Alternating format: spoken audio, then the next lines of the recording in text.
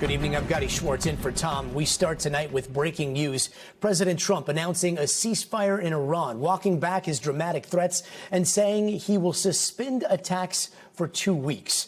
Now, the president sharing on Truth Social tonight that he will hold off the destructive force if Iran agrees to the safe opening of the Strait of Hormuz and sent a 10-point proposal that both parties can work with. A dramatic turn from his threats this morning that the U.S. was ready to launch massive attacks on civilian infrastructure. So how did we get here? Well, just hours ago, the president's clearest threat since the war began, issued on Truth Social. Trump writing, "A whole civilization will die tonight, never to be brought back again. I don't want that to happen, but it probably will." These threats prompting scenes like this in Iran, civilians creating human chains on bridges and other infrastructure, trying to deter an American attack. But even as that deadline neared, American and Israeli strikes not stopping inside of Iran, a huge fireball erupting at this gas and chemical plant, plumes of smoke and flames rising from this airport in Tehran, and dash cam footage capturing the moment a missile strikes a highway just outside the capital city. Still, so many questions at this hour. What does this ceasefire deal look like, and where does the embattled region go from here? Our Gabe Gutierrez is following all of it and leads us off tonight. Tonight, amid ongoing airstrikes across the Middle East, including one targeting this bridge in Iran, President Trump is dramatically escalating his threats against the country, posting, "A whole civilization will die tonight, never to be brought back again. I don't want that to happen, but it probably will." Adding, "We will find out tonight one of the most important moments in the long and complex history of the world." The clock now ticking towards the president's 8 p.m. Eastern Time deadline for Iran to strike a ceasefire deal and reopen the Strait of Hormuz. Or else. Every power plant in Iran will be out of business, burning, exploding, and never to be used again. Ahead of that deadline, Iran's regime today urged people to line up outside power plants. This is video from State TV. In a phone call late today, the president telling me the use of human shields would be totally illegal, adding they're not allowed to do that. He declined to discuss the status of critical last-minute negotiations, but the White House says he is aware of a proposal late today from Pakistan for a 2-week ceasefire. A U.S. official tells NBC News the American military struck dozens of Iranian military targets on Harg Island overnight, a strike that did not include any troops on the ground. They've got to know we've got tools in our toolkit that we so far haven't decided to use. The President of the United States can decide to use them, and he will decide to use them if the Iranians don't change their course of conduct. Democrats are calling the president's earlier post unhinged, bloodthirsty, and pure evil. Even some influential conservatives are questioning whether the president's going too far, including Tucker Carlson. Iran is a modern country. What happens when it loses power? Well, people die. Babies connected to incubators die. People in hospitals die. And today, Republican Senator Ron Johnson, a Trump ally. I do not want to see us start blowing up civilian infrastructure. We are not at war with the Iranian people. We are trying to liberate them. Yesterday, I asked the president about criticism that targeting energy infrastructure would violate international law. Mr. President, what would you say to the people who might be concerned that bombing civilian power plants could be a war crime? I'm not worried about it. You know what's a war crime? Having a nuclear weapon. Allowing a sick country with demented leadership have a nuclear weapon. That's a war crime. Gabe Gutierrez, thank you for that. And I want to get right over to NBC's Keir Simmons from Riyadh, Saudi Arabia right now. Riyadh, Keir, how is the region reacting tonight to the news of this 2-week ceasefire? Well, I think the first thing to say, Gadi, is that this is a pause, not the end of this tension and potentially the conflict itself. We have seen more attacks in the region here from the Iranians, even after that post by President Trump.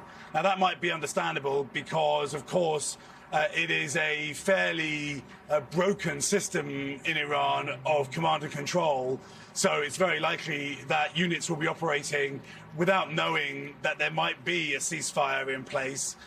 There will be, at the same time, a sigh of relief here that what was looking like it could be a real escalation in the numbers of attacks, not just by the US and Israel on Iran, but also by Iran on this region, that may not happen. But I think, Gary, it is important to just look in detail at what President Trump had to say in this post that he just issued, because what it tells us is, again, that we are in a moment here in all of this rather than in the last chapter at the end of it, because he talks about agreeing to a 2-week ceasefire if the Iranians agree to the complete, immediate and safe opening of the Strait of Hormuz. Now, we haven't heard the Iranians say that they agree to that at this point.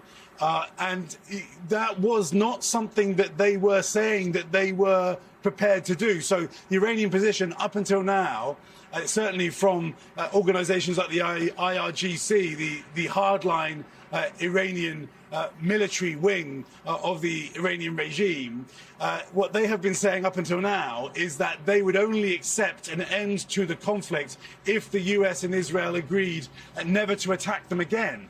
And now what President Trump is saying is that he is agreeing to a 2-week pause, a 2-week cessation while there are negotiations. Another piece of this that is, I think, important is that it's very clear that it is the Pakistani government that has negotiated this. And President Trump just yesterday said that the messages with the Iranians are written messages that you can imagine Iranian leaders will be so anxious about not being targeted that they won't be easily using electronic communication. So you can just imagine how slow this has all been. So one of the questions I think tonight, and it's the early hours of the morning here now in the Gulf, is to what extent is this the Pakistanis pushing this along, making it happen, even maybe the Trump administration making it happen, and to what extent are the Iranians signed up to this? Yeah, all happening in the hours before the deadline. Keir Simmons in Riyadh. Keir, thank you. I want to bring in Gabe Gutierrez now at the White House. Gabe, this is quite the dramatic change. What else are we learning from the White House this hour? Well, Gotti, look, we're looking, hoping to get any sort of reaction now from the White House to what Iranian state TV is saying, claiming that the U.S. has agreed to Iran's conditions here. The post that the president put forth on Truth Social just a short time ago, we knew that there had been some negotiations going on behind the scenes really over the past several hours. When I spoke with the president by phone briefly earlier today, he said he couldn't discuss anything that was going on because there were so many fast-moving developments. But, you know, the president saying that Iran has agreed to this, that this ceasefire is pending Iran agreeing to that immediate and safe opening of the Strait of Hormuz. That is something that Iran has not commented on just yet. But this is not the first time, Gotti, that the president has extended this deadline. Just yesterday, he was asked by my colleague Monica Alba whether he would do it again. He said it was unlikely. But then came that really ominous post earlier today that really stunned the world, where he said an entire civilization would die if Iran did not agree to this ceasefire deal. So now, at least a bit of a reprieve for these 2 weeks. The president saying that the U.S. has received this 10-point proposal from Iran, and the president calling it a workable basis on which to negotiate. Now, he says, as he has before, that, you know, these various points of contention have been agreed to between the United States and Iran. But as, you know, Keir is referring to, there's a lot of questions about exactly how much agreement there is here. Pakistan came out ahead of this several hours ago, and it was Pakistani officials that floated the idea that there could be a potential 2-week ceasefire, and that had been presented to the United States. White House Press Secretary Carolyn Leavitt said that the president was aware of that several hours ago and that it would be his decision to make. But certainly, Gotti, this coming just, you know, an hour and a half or so right before this deadline, the entire world watching. Certainly quite the off-ramp here, and at least this 2-week reprieve, where the president, at least according to that post, sounds optimistic that they might come to some sort of an agreement about the Strait of Hormuz. Yeah, quite the about face. Gabe Gutierrez, thank you. Our experts are here to make sense of the president's announcement here. This Houman Majd is an Iranian journalist. He's an author and NBC News contributor. Great to see you. General Mark Kimmett is a former assistant secretary of state, and NBC's Courtney Kube is reporting from D.C. She's been reporting all day. I want to start with you, Courtney. What do we know about this 2-week ceasefire specifically?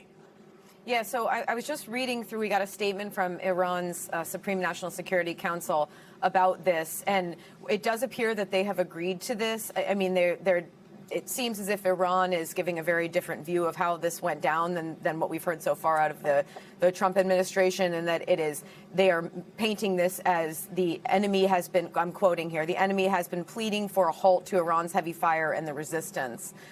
So again, this is all just developing, but it does appear that Iran has agreed to something here. So the big question is, has in fact any kind of a ceasefire begun? We're still working through whether they have actually ceased any kind of offensive operations here or not on the U.S. side. But then again, Gadi, the big question is, will Iran actually open the Strait of Hormuz, as the U.S. has said they have to do here? I mean, another thing I was very struck by in this Truth Social post was President Trump saying that the U.S. has met and exceeded all the military objectives here. You can see it there on the screen. Iran has shown that, yes, they have definitely had their military, especially their conventional forces, severely degraded by more than 13,000 U.S. Strikes on U.S. on Iranian targets. But Iran has showed that they still have the ability to continue to lash out in the region. They are still firing ballistic missiles every single day at allies in the region. They are firing off drones, dozens every single day, targeting military, targeting civilian infrastructure. Iran's military, yes, has been degraded by this war, but they have not been destroyed at this point. Interesting. And General Kimmett, I do want to ask you, today, so many people were watching the images that were coming out of Iran of these human chains that were forming around some of this infrastructure, power plants, bridges, and those images were very stark. All of that coming in the hours after the president's first threat here. Do you think that what we're seeing here, the human chain, played a role in what we are now hearing from President Trump, or was this something that was already in the works? No, we've seen human shields in the past, going all the way back to the first Gulf War. I believe that their view is that this will limit American combat action against those particular pieces of infrastructure, because that would be an outright violation of the Geneva Convention and our own War Crimes Act. So I'm not surprised. Now, whether these people did this voluntarily or under duress may be a distinction without a difference. But boy, I'll tell you what, if all of their key infrastructure was surrounded by people, that would really limit the targets that the Americans could prosecute. Yeah, and as you mentioned, we have no way of verifying whether those people were there organically or whether they were there under duress. Houman, I do want to ask, does it look like, I don't know, the end is in sight? Does this mean a full peace deal could be coming? I doubt that at this point. I mean, I think, this is a pattern we've seen before where President Trump will issue a threat recklessly in many people's minds and then find a way to walk it back. And I think there was an expectation in Iran that this was serious enough for many people to, as has been pointed out, to come out and create these human shields. My information for people I spoke to in Tehran, actually just today, was that most of it was voluntary. People did want to go out and say, even people who are against the regime, even people who protested in the January protests, feel like this is a step way too far. Talking about, bombing a civilization out of existence really hit a nerve for Iranians. And if there was a way to get Iranians to rally around the flag, that was it, basically. A very proud people. So I think, obviously they can't protect every power plant or every bridge in the country. But I don't think this is the end at all by any stretch of the imagination. I mean, let's see what Iranians do. Closing the Hormuz Strait, for example, it's not closed. What Iran is doing is charging a tariff for friendly countries, between $1 and $2 million a ship to traverse safely. Now, when Iran says, yes, we'll open the strait, what does that mean? Does that mean they're still going to charge $1 or $2 million per ship? And does that now include American flagships or Kuwaiti flagships or Emirati flagships? So there's all these nuances that we don't know yet really what's going to happen. And as I think it was Gabe Gutierrez who pointed out that the command and control, or no, it was Keir Simmons who pointed out the command and control inside Iran is difficult right now. So there are people inside Iran right now in various parts of Iran who don't necessarily hear the news directly from the Supreme National Security Council that Courtney was talking about. So yeah, I don't think it's the end. Let's see what happens here. It gives Trump an off-ramp, as it were, and it gives the Iranians a pause as well, because I'm sure they don't want to see this continual bombing day in, day out. And we just have to really see where it was going to go in the next couple of weeks if a peace deal can be made. But it seems unlikely that it will be made on the terms that the U.S. or Israel, for that matter, would like to see. Mm-hmm. Yeah, there's the negotiation, and then there's making sure the ceasefire holds on the ground, which, as you mentioned, it sounds like there's still some action happening from Iran outwards. General, what kind of movements are you going to be watching for in the days ahead? What kind of signals would tell us whether there is a lasting deal coming? Well, I don't think we're going to see a lasting deal for a long, long time. What I'm going to be watching in the very near term is if the Iranians have, as Hooman said, agreed to open the strait unconditionally. It's typical Iranian negotiating style to say, okay, we'll take your ceasefire, but on this issue of the straits, I think it's something we ought to sit down and talk about, and they will stretch that negotiation for quite some time. But I think what I'm going to be watching more than anything else is to see if and when that happens, how President Trump will react, because he thinks he is pocketing a win. The Iranians think they're pocketing a win, and both sides are still pretty far apart on even the basis of the ceasefire. Yeah, the one thing they agree on right now is that this is a win for their side. Courtney, I know that you have some new reporting on where the ceasefire stands right now on the United States side. Has it gone into effect? Is the United States no longer ordering airstrikes? Yeah, so literally just in the last few moments, Gadi, we have confirmation from 2 U.S. officials that, in fact, the order has gone out to the U.S. military to cease all offensive operations in Iran. That is effective immediately. So that is a huge development here. Also, in the last few moments, I've had a moment to read through the statement from the Iranian Supreme National Security Council. And I just want to point out the language here and the distinctions or the differences between the president's Truth Social and what the Iranians are saying in their statement. So Iran's saying that the plan here emphasizes key points such as the controlled passage through the Strait of Hormuz, coordinated with Iran's armed forces. That versus what the president is saying as part of this ceasefire that's necessary is the complete, immediate, and safe opening of the Strait of Hormuz. So definitely a difference in the language there. The Iranians are clearly saying that there would be some coordination with Iran's armed forces as part of the Strait of Hormuz. So again, this is all developing very quickly, but we do now know that the U.S. has ordered the immediate and effective immediately end or pause, I guess, of offensive operations inside Iran. Again, effective right now.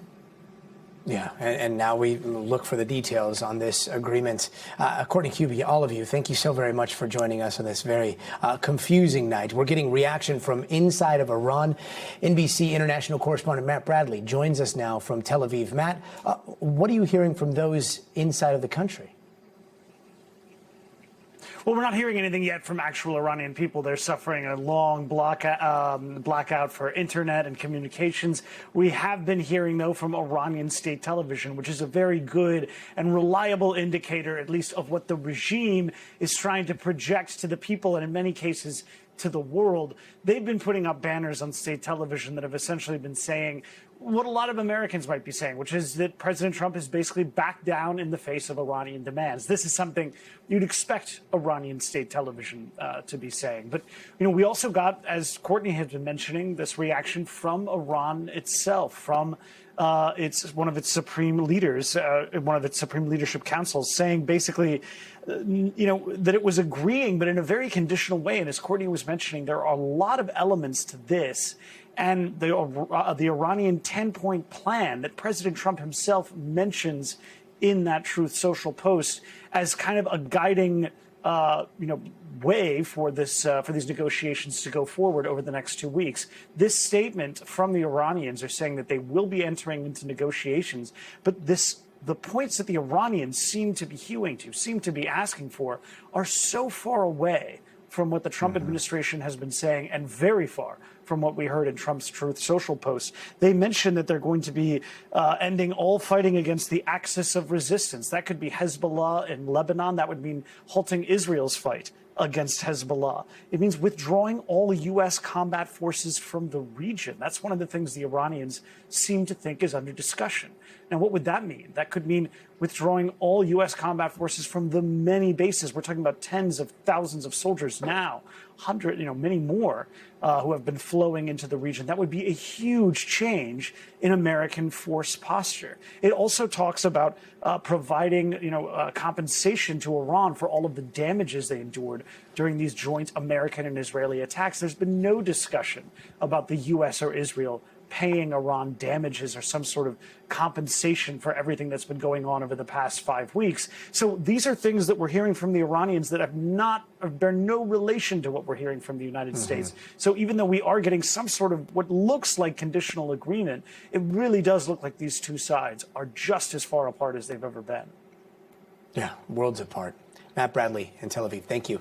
And we're back in a moment with the urgent search for a missing American mom who vanished in the Bahamas after falling off a boat with her husband, why her daughter is now raising questions.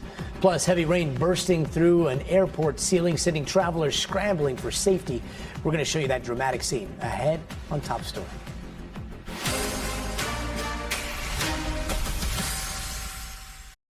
Welcome back to Top Story. I'm Tom Llamas. Our thanks to Gotti Schwartz for holding on the fort while we're handling some of that breaking news over on Nightly News. We are back now with the ICE-involved shooting in Northern California, video capturing officers opening fire on a car as the driver speeds forward. ICE says it all happened during a targeted traffic stop to arrest a gang member wanted for murder. Maggie Vespa has those details. Tonight, dramatic new video of an ICE shooting today in California, east of the Bay Area. You see multiple SUVs and trucks pulled over, flashers on. At least 3 officers outside that black car, which suddenly backs up. Then the car turns and speeds forward. Officers, guns drawn, appearing to move out of the way. Zooming in, at least 1 officer appears to fire. The car speeds to the left over the median. The video, which has no sound, ends there and doesn't show what led up to the driver taking off. ICE saying in a statement officers were conducting a targeted vehicle stop to arrest Carlos Ivan Mendoza Hernandez, an 18th Street gang member wanted in El Salvador for questioning in connection to a murder, and that he weaponized his vehicle in an attempt to run an officer over, adding our officers fired defensive shots. They say Hernandez was taken to a hospital. His condition tonight unknown. The FBI is now investigating. It comes as the city of Minneapolis releases this new video of another ICE shooting back in January, which contradicts the Trump administration's original account. DHS previously said an officer shot and wounded a Venezuelan man during an immigration enforcement operation after he and another man attacked the officer with a shovel and broom. But the new video shows one man appearing to drop a shovel as another runs toward a house empty-handed. A third person, believed to be the officer, tackles him. 2 unnamed ICE officers were suspended in February, with the agency saying in a scathing statement they appeared to have made untruthful statements, adding they could face potential criminal prosecution. Okay, Maggie Vespa joins Top Story Live tonight. Maggie, authorities in California just held a news conference about today's shooting there. What are we learning? Yeah, Tom, we're bringing this here on Top Story first. Just moments ago, the Stanislaus County Sheriff, so the local authorities in that area, saying Hernandez, the man shot today, is now in critical condition at a local hospital. That condition being the update. They also talked about how they were part of the investigation. They were a responding agency, but this has now been taken over by the FBI. And that's been a point of criticism following other ICE shootings under the Trump administration in the past, because, of course, that's a federal agency investigating a shooting by by a federal officer. Nevertheless, the FBI now leading this one. Tom. Okay, Maggie Vestman for us. Maggie, thank you. Next tonight to Hawaii, where the Maui doctor accused of trying to kill his wife will soon learn his fate. NBC's Liz Kreutz has the latest. Tonight, closing arguments in that dramatic Hawaii attempted murder trial. The state has proven that on March 24, 2025, Gerhard Koenig tried to kill his wife, Ariel. Prosecutors doubling down on their damning allegation that Dr. Gerhard Koenig, a Maui anesthesiologist, tried to push his wife off a cliff before trying to inject her with a syringe and hitting her with a rock on this Oahu hiking trail. He takes this rock and he beats her with it again and again and again. At one point, Koenig seen shaking his head. The defense then reminding the jury of a different version of events. They're going to spin it in their favor. They came up with a theory and they went to search for facts to support it. Koenig's fate now nearly in the hands of the jury after more than 2 weeks of grueling testimony, including from Koenig himself, who argued on the stand it was his wife Ariel, who he says was having an emotional affair with a co-worker who tried to kill him. Gerhard, did you have a plan to kill your wife on the mountain that day? No. Did you try to throw her off a cliff? No. Did you try to stab her with syringes? No. When you hit her with the rock twice, why did you do it? In self-defense. Ariel also testified, prosecutors showing images of her bloody face after the altercation. In my mind, he's trying to knock me unconscious to get to be able to drag me over the edge. One of the biggest moments of the trial from Koenig's own 20-year-old son from a previous marriage. Is there any doubt in your mind about the defendant telling you who tried to kill Ariel? No. Okay, Liz joins us now from Los Angeles. A lot happening here. Liz, walk us through the charges those jurors will be considering. Yeah, Tom, so as we mentioned just moments ago, the case has now been given over to the jury. They are deliberating. They have about 2 hours, a little more than 2 hours until the end of the day in Hawaii to continue deliberating. Otherwise, this will continue tomorrow. They have to decide if Dr. Koenig is guilty of second-degree attempted murder. That is the charge that comes with potentially a sentence of life in prison with the possibility of parole. But today, when the judge gave the jury instructions, he did say that if they cannot agree on that charge, they could convict him on a lesser charge, either attempted murder or attempted assault. They could also acquit him. But on any of these charges, they have to reach a unanimous decision, Tom. Okay. Liz, we thank you for that. Coming up, much more of that breaking news, the ceasefire just announced in Iran, plus Bill Gates set to testify about his alleged ties to Jeffrey Epstein, when the billionaire will appear before a congressional committee, and more on the Epstein files. Plus, polls have just closed in Georgia in a race that could shake up the balance of power in Congress. Steve Kornacki standing by. Stay with us.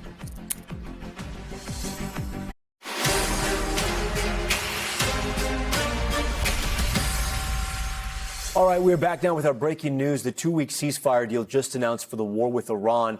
The details of this agreement still coming in at this hour. We want to bring in back our teams of reporters and experts who are tracking these updates closely. NBC's Courtney Cuby and NBC military analyst Colonel Steve Warren and retired U.S. General Mark Kimmett. We thank you all for being here. Part of the issue that we're having, I want to be very transparent here. Both sides are saying they're coming to a deal, but Iran also saying that their 10-point plan includes a lot of things that you can't possibly imagine the U.S. is going to agree to. But this is where we are tonight, Courtney. What more do we know about sort of the decision to sort of hit this ceasefire, put the bombing on hold for 2 weeks? There's also reports Israel has agreed to this, too. Mm-hmm.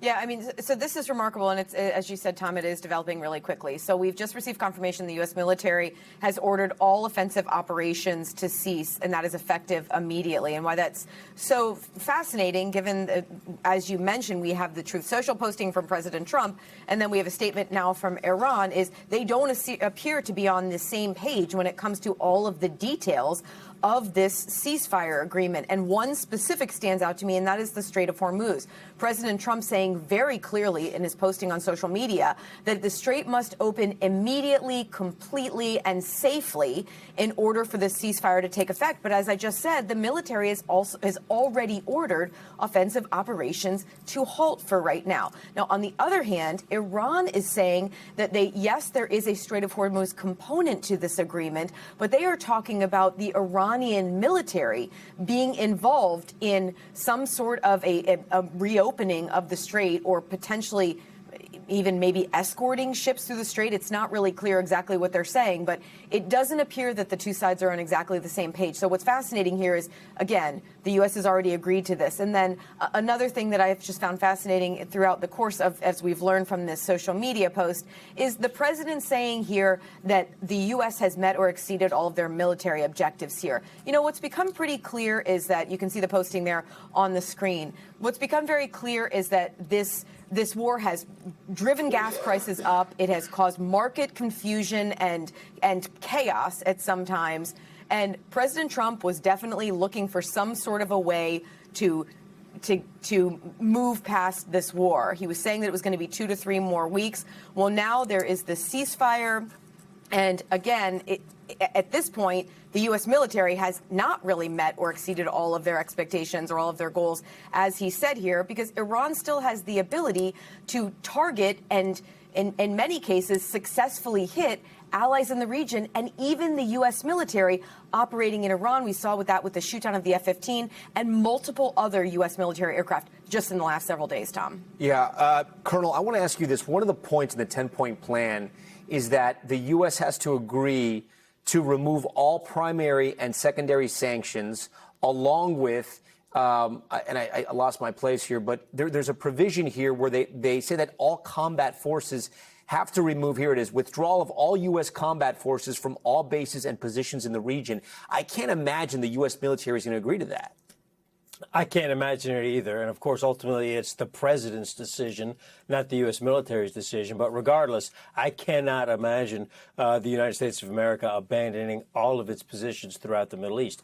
There's too much happening in the Middle East. That area, despite our long-standing desire to begin focusing on China and on Eastern Europe and other hotspots around the globe, the fact remains, and we learned it simply just through the episodes of the last 4 weeks, that the Middle East remains an important area of national influence. So we have got to, I believe, keep forces there in the region, and I don't see us agreeing to that. Colonel, how long do you think it'll take for both sides to sort of agree, at least to this framework, so the strait can open? It's always tough to predict. You know, clearly the negotiations are happening through a third party. That slows everything down. It's unclear exactly who's in charge of Iran in the first place.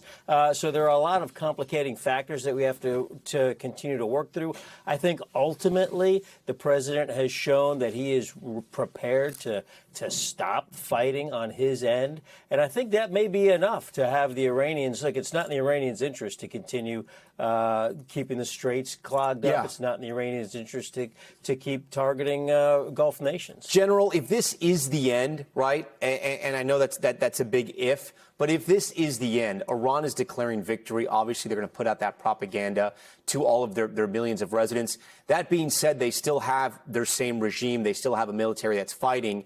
The percentage of military that is still alive and working, it's unclear at this moment. We know the bombings by the U.S. military have hurt Iran a lot. The Ayatollah obviously is dead. His son is now in power. Who can claim victory here? Can any side claim victory? Well, the important thing to understand is that Iran is fighting a resistance. It's not fighting a war. And the example I would draw is 2006, during the second intifada of Israel into Lebanon. They basically raised the ground to the point where you couldn't grow a doggone apple if you wanted to. And then they pulled out, and Hassan Nasrallah came out of his hole, looked around at the devastation, and what did he do the next day? He had a victory parade with 100,000 South Beirutis in it. Their goal is to resist. It's not to win. They win by not losing. So you can be certain that there will be massive amounts of parades up and down inside of Tehran if this is where we end it. Is the region safer after this war, do you think? As Steve would say, not if they agree to pull out, not if we agree to pull out all the American soldiers. In fact, that is a gambit that has got our Gulf allies right now completely trembling. America has provided a security blanket for the Gulf region since the Suez crisis. And if we were to walk away from this without sort of providing that long-standing security blanket that we put on there for 50 years, you can imagine Iran is not going to sit down and be civil with its neighbors, and that's why they're worried. Courtney, briefly here, because we have to go. We got some other news as well, even though this is incredibly important here. Is your sense from talking to your sources that the president hopes this is the end? I mean, it felt like that in those sort of closing sentences in that Truth Social post. It sure did. I mean, look, as we've been talking about, the markets have been in turmoil over this. Gas prices are high. It's clear that the U.S. was looking for some sort of a way out of this. But honestly, Tom, it's not clear if this is going to be the actual end of it or if this is just something that the president is looking for and basically an off-ramp. Okay. Courtney, General, Colonel, we thank you all for being here on such an important night. Back here at home, it is election night in Georgia. Polls have just closed in the runoff race to fill former Congresswoman Marjorie Taylor Greene's open seat. It's an election that could impact the balance of power in the House. Republican Clay Fuller, who has President Trump's endorsement, facing off against Democrat Sean Harris. Here's a look at those votes still being counted. 28% of the vote in right now. It's dead even from what we can see right here. NBC's Steve Kornacki is at the big board, keeping a close eye on it all. Steve, we know this is sometimes difficult because you're looking at one race in one congressional district. What do you know at this hour? Yeah, it's interesting, Tom. You're talking about a district here that voted for Donald Trump by 37 points in 2024. It's about as Republican as they come, and yet you're looking right now, at least, with a little bit more than a quarter of the vote in, at what is essentially a tie in the vote that has been counted here. So you're certainly seeing some strong Democratic numbers, unusually strong for this area in some of these counties right here, but you have to balance that with what we know about how elections tend to work in Georgia. And what we know is that the way they report out the vote that was cast by people who went out to the polls today, the election day voters, that's what's counted up last. What you're seeing right here is vote that was cast before Election Day, people who did it by mail, people who went and voted early in person. And we know in Georgia that vote, that pre-election vote, tends to be as good as it gets for Democrats. So if past is prologue, this is, about as good as it gets for the Democrats. We are waiting on a few more counties here. And as that same day comes in, it should work to the advantage of Fuller. That's what has typically happened in Georgia elections. But, Tom, I have to tell you, we haven't seen any of the same day vote yet. Funny things can happen in elections, so let's wait and see right here. But I think realistically, Democrats have been looking at this race thinking, this is core Trump country. They want to kind of emerge with this with a closer than expected defeat. That's been the Democrats' goal. The Republicans' goal has been to deny Democrats that talking point, to run up the score as fast as heavy as they can. If Republicans are going to do that, they're going to need big numbers when we start seeing those same-day results come in. What are some of the trend lines that you're at least looking for? It's hard to sort of extrapolate evidence that can help us understand what's going to happen in November, but at least for tonight, what are you looking for? Yeah, I mean, again, I sort of said if the Vegas odds makers were setting a line for this race tonight, they would probably have said that Fuller was going to win by about 20 points. And I say that again because the district went for Trump by 37. And in all these special elections that we've been having since Trump came back to the White House, the Democrats have been doing a lot better than they did in 2024. And so I think just based on what we've seen in other elections, that would set it at about 20 points, the expectation of about a 20-point Republican win here tonight. But what that speaks to is energy among Democrats. That Democratic base in opposition to Trump has so far, since Trump came back to the White House, been more interested in turning out and voting in elections like this than the Republican base has. So, again, if you're getting a race that's 20 points or closer tonight when all these votes are counted, it's going to speak to that energy that the Democratic base has. All right, Steve Kornacki, always great to have you on these nights. We thank you. Time now for Top Stories news feed. Bill Gates is set to now testify on Capitol Hill about his ties to the late sex offender Jeffrey Epstein. The Microsoft co-founder expected to appear before the House Oversight Committee on June 10th. That according to a person familiar with the schedule. They say Commerce Secretary Howard Lutnick is also scheduled to be interviewed next month as part of the Epstein investigation. To be clear, Lutnick and Gates have denied any wrongdoing and have not been accused of any by authorities. And an update on that summer music festival in the UK that Kanye West was set to headline. We told you about this last night. Organizers just canceled the 3-day event after government authorities in Britain blocked the rapper, now known as Ye, from entering the country. It's all related to the backlash over his past anti-Semitic comments. The cancellation came hours after Ye offered to meet with the Jewish community and members in the UK. And body cam footage showing the moment officers on Long Island saved a 15-year-old who got stuck waist deep in the mud. Watch as infrared cameras show people pulling on a rope. You see it there to save the boy. He reportedly got trapped in the mud and couldn't get out, but still managed to call 911. Emergency responders were able to find the teen after following his phone signal, eventually hearing him through the marsh. Strange one there. Okay, now to the urgent search in the Bahamas after a Michigan mother vanished at sea. Police say Lynette Hooker fell overboard while on a boat ride with her husband, but her daughter is now raising questions about the couple's history. Here's George Solis. Tonight, what police are calling a search and rescue mission for a 56-year-old woman who vanished at sea in the Bahamas is intensifying. Videos obtained by NBC News show rescue boats scouring the area in the critical hours after Lynette Hooker disappeared during an evening boat ride with her husband, Brian. We're pretty distraught that this is even happening. I'm still in shock. Like, it's just surreal. Lynette's daughter, Carly Aylesworth, tonight revealing her mom and stepdad had a volatile history, describing him as monotone when he called to tell her the news. They have history of not getting along, especially when they drink. According to police, the couple set out Saturday around 7:30 p.m. on an 8-foot dinghy, traveling from Hopetown to Elbow Key. Brian telling investigators Lynette fell overboard and was swept away by strong currents, taking the boat key with her, according to authorities. Police say with the boat's engine shut off, Brian told him he was forced to paddle back to shore for help, reaching land around 4 a.m. Lynette's daughter says the pair had been in the Bahamas for about a month, documenting their excursions on social media. Lynette seen here just days before she went missing. I haven't heard anything. I've tried to contact the police down there, and I didn't get an answer. The longer it's been, the more doubt I have that she's still there. NBC News has reached out to Brian Hooker multiple times, but has not heard back. Bahamian police telling us there are no further updates at this time. Tonight, a family's search for answers deepening. George Solis joins us from Miami. And George, I know you have more on what the daughter is telling you about her mother.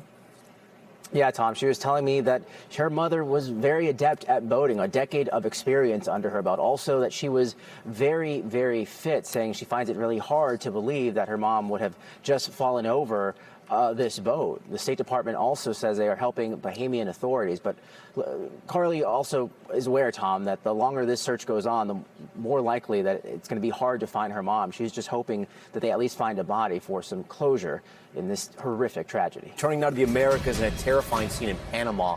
A massive fireball consuming part of a Panama Canal bridge, killing at least one person. The images are wild. NBC's Erin McLaughlin is cracking this one for us. This is the moment a massive fireball consumed the area directly beneath one of Panama's most iconic landmarks, the famed Bridge of the Americas. The blast killed one worker, according to local fire officials, injuring 4 others, and terrifying drivers. And the bus passengers you see here crossing the span at the time. Panama Fire says several firefighters were injured, suffering from respiratory problems and minor 1st and 2nd degree burns. According to officials, the fire broke out on Monday during a fuel transfer involving 3 tanker trucks carrying diesel and gasoline. 2 firefighters were among the injured, and 2 fire trucks were damaged during the all-out effort to extinguish the blaze. Fire investigation is still in its early stages, this official says, adding it would be premature to speculate about the exact cause. It happened in an area subleased to a private operator by Panama Oil Terminals SA, which in a statement says it is now cooperating with investigators. Officials say the fire was extinguished within 4 hours and was out at the bridge itself within a matter of minutes, with a special focus on cooling the bridge's concrete and metal components. Tonight, after a series of safety inspections on the more than 60-year-old structure, the bridge, which was the first to connect North and South America, reopened, though excluding buses and truck traffic. That's good news for the region, considering it is a major economic artery. Tom. It is. Erin McLaughlin, we thank you for that. And a Top Stories Global Watch. Australia's most decorated living veteran now facing charges over alleged war crimes. Ben Robert Smith is accused he killed 5 unarmed Afghans while serving in Afghanistan from 2009 to 2012. If convicted, he could face life in prison. Robert Smith is expected to make his first court appearance tomorrow. And wild video out of Indonesia of rain bursting through the ceiling at an airport. You can see the water leaking into the terminal before parts of the ceiling just burst. Look at that. sending people running out of the way. The water continued to fall, and it poured down for a while as workers raced to try to get it under control. This happened at Jakarta International Airport after the area got hit with days of heavy rain. When we come back, the stunning new sights from the far side of the moon will show you what the Artemis II astronauts captured on their historic mission. Finally tonight, the new images from NASA's historic lunar mission. Our Tom Costello has those dazzling shots of the far side of the moon. From the Orion crew, a mega download of new lunar photos. Spectacular and humbling. Granular details of never-before-seen craters. A slice of the Earth 250,000 miles away. Then rising above the lunar pole, updating the iconic Apollo 8 picture from 1968. The massive Oriental Basin, the moon's Grand Canyon 600 miles across. The Terminator line between sunlight and darkness. It is just like impossibly rugged. And a stunning 53-minute solar eclipse. The crew photographing and donning their protective shades with the sun's corona burning around the edges. I have to start with a giant wow. What you did yesterday really made a difference scientifically. Today, awestruck lunar scientists were comparing the images to their own model. This afternoon with Orion back in the Earth's gravitational pull. Integrity, this is the International Space Station. A rare space-to-space radio conversation with astronauts on the space station. We can tell that you guys are definitely experiencing moon joy, and I feel like even we are experiencing moon joy right now. As the Orion crew speeds home at 1,300 miles per hour. I'll breathe easier when we get through re-entry and everybody's under chutes and in the water. Tom Costello, NBC News. That does it for us. Thank you so much for watching this special edition of Top Story. I'm Tom Llamas in New York. Stay right there. More news on the way.